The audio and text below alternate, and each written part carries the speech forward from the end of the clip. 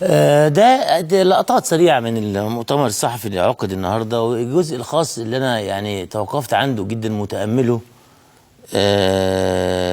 أولا هم مش عايزين يعتذروا عن إيه؟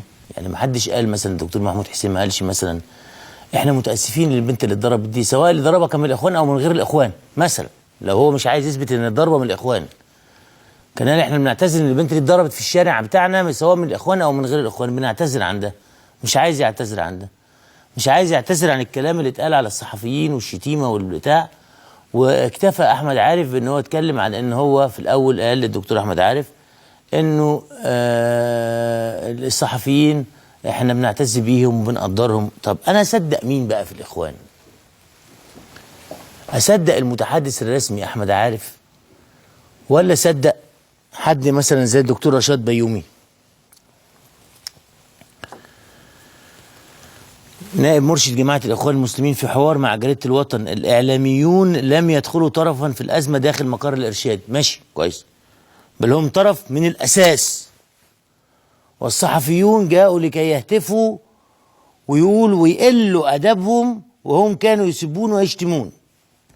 هذه الإعلام من وجهة نظر دكتور رشاد بيومي. وحين يرون احدا خارجا، اولا هو بيقول لك انه حاجه مش عارف الحقيقه. وحين ترى منظرهم، ده بيتكلم عن الصحفيين، منظرهم وهم يقفون امام الباب اثناء دخولنا وخروجنا لا يليق ابدا بصحفيين ان يناموا على الارصفه مثل الشحاتين. الصحفيين قاعدين على الرصيف مستنيين حد يخرج يستخدموا منه خبر، ده في العالم كله يقعدوا على الرصيف في العالم كله، فهو شايفهم شحاتين كده، عاملين زي الشحاتين. وحين يرون احدا خارجا من المقر يجرون وراءه باسلوب لا يليق بهم. مش عارف ايه هو الاسلوب اللي يليق لما يجروا الصحفيين ياخدوا خبر، ما اعرفش ايه هو الاسلوب بتاع الجري اللي يليق. وتسمع منهم بذاءات لا تتخيلها. انا عشت في السجن ولم اسمع هذه البذاءات التي اسمعها من هؤلاء الاعلاميين. ده كلام الدكتور رشاد بيومي. طيب نيجي لكلام الدكتور عصام العرياني اللي قلناه امبارح، اللي يقول لك الصحفيين ضبط الاعلام عن طريق القانون مش عارف ايه بتاع ايه، ولن تطلق الحبل للاعلام الذي يشنق به نفسه اذا استمر في عدم مخاطبه الشعب من مخاطبه موظفي بقى، يعني تبقى موظفي بس مش مشكله، موظفي. يعني احنا بنخاطب رؤساء القنوات بتاعتنا او اصحاب المحطات بتاعتنا. كل الاعلاميين كلاب في نظرهم، كلنا خدم، كلنا منافقين، يعني كلنا زباله. ده رايهم فينا، ان احنا كلنا بنشتغل لمصلحه اصحاب المحطات، كلنا كده، يعني ده رايهم بالظبط كده. الاعلام يشتق به نفسه اذا استمر في عدم مخاطبه الشعب بل مخاطبه موظفه. واشار العريان الى حجم الاموال التي يتقاضاها مقدمو الفضائيات وعلى الارقام التي وصفها بالفلكيه. انت مالك؟ احنا بنشتغل قطاع خاص، واحنا بنكلمكم بتكسبوا ايه وتعملوا ايه؟ انت مالك؟ انت كدكتور حد بيكلمك اذا كنت شاطر ولا مش شاطر وبتكسب اكتر من واحد تاني؟ ما في اعلامي غلبان ما بياخدش حاجه. ده احنا اللي بياخدوا فلوس كتير دول 3 4 ولا 5 6 ولا 10. انت مالك ومالهم؟ محطات بتديهم فلوس، ايه المشكله؟ ماشي. قائلا نريد ان نعلم حقائق هذه الارقام ونعلم ايضا حق الضرائب فيها. وانت مالك؟ انت مالك ومال الضرايب؟ هو انت ما فتش ضرايب؟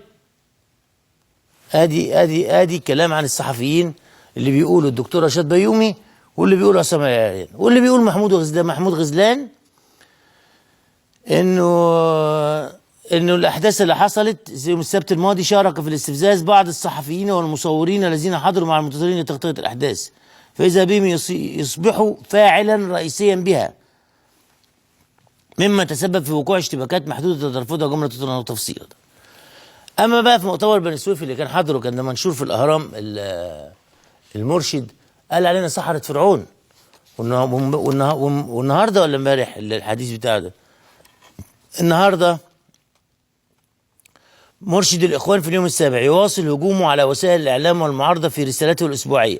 بديع اهيب بالاعلام ان يتقي الله. حاضر يا سيدي، نحن وانت نتقي الله جميعا يا رب.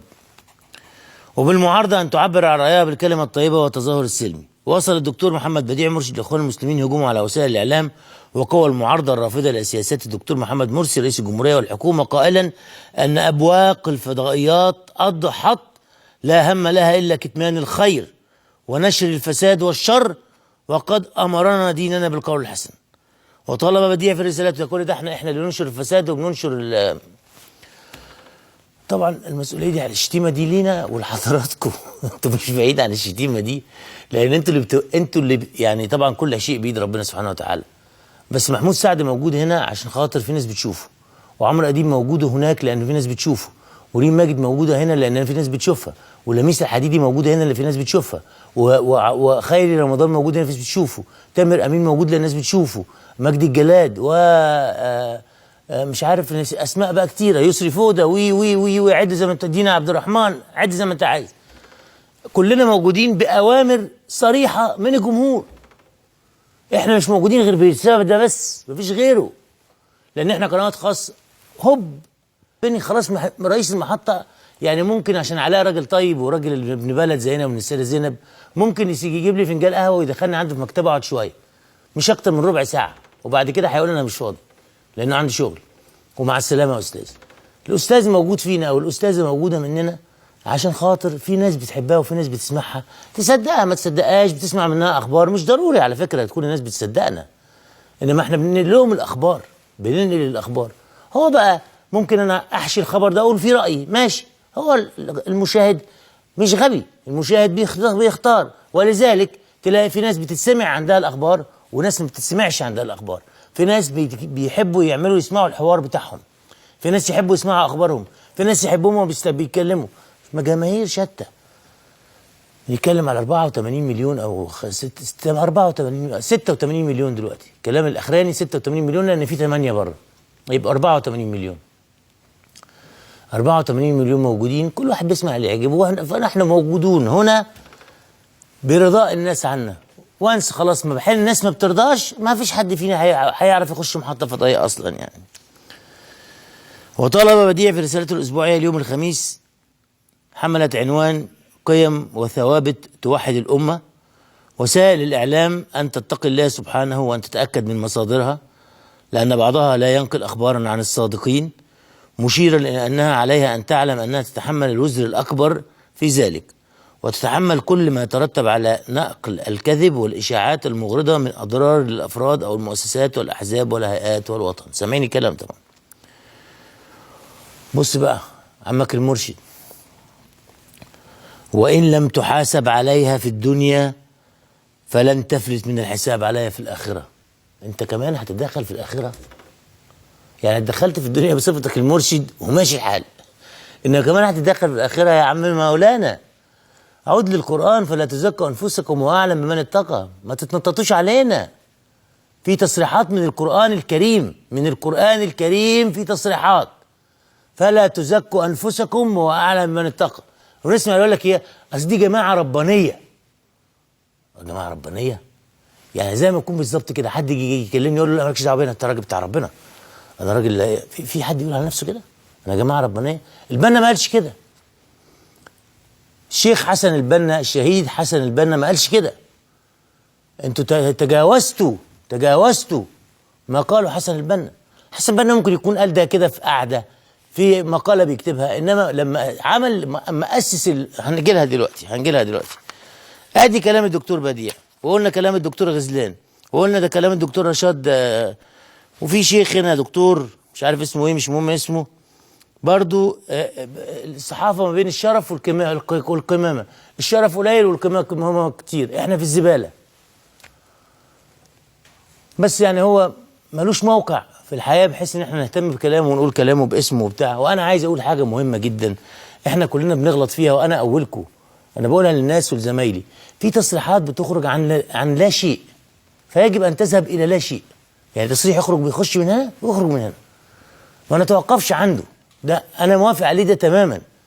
يعني في تصريح يخش من هنا ولا كأنك سمعته، لانه اصلا اللي قايله ليس ذي صفة ولا ليس له أهمية، ورايح جاي مع كل التيارات.